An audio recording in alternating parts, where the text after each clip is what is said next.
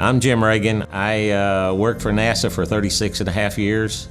My first assignment was to come up with a watch that NASA could certify so the astronauts would have a watch they could use on the surface.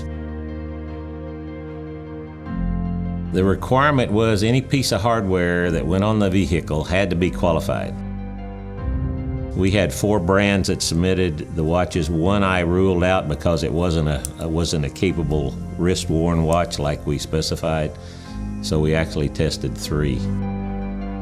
There was 10 different environments that we had to test. It had to pass all 10. If it failed one, it automatically failed the watch.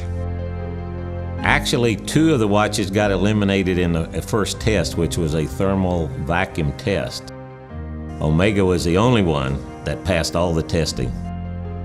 Even I was surprised that I could get any watch through those kind of environments, because the environments were really made for pieces of hardware you mounted on the vehicle and that type of stuff.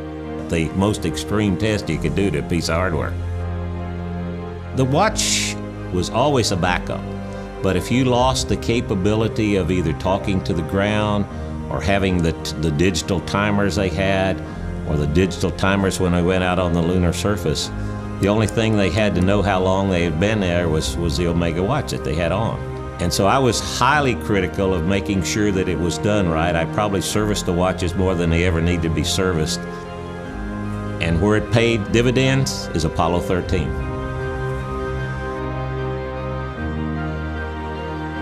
I gave the astronauts the Omega and the other 2 as well to test to see if it met their requirements. And in the end, not knowing what my testing was, they chose the Omega. We were really happy. It made it easy to get certified to fly on NASA.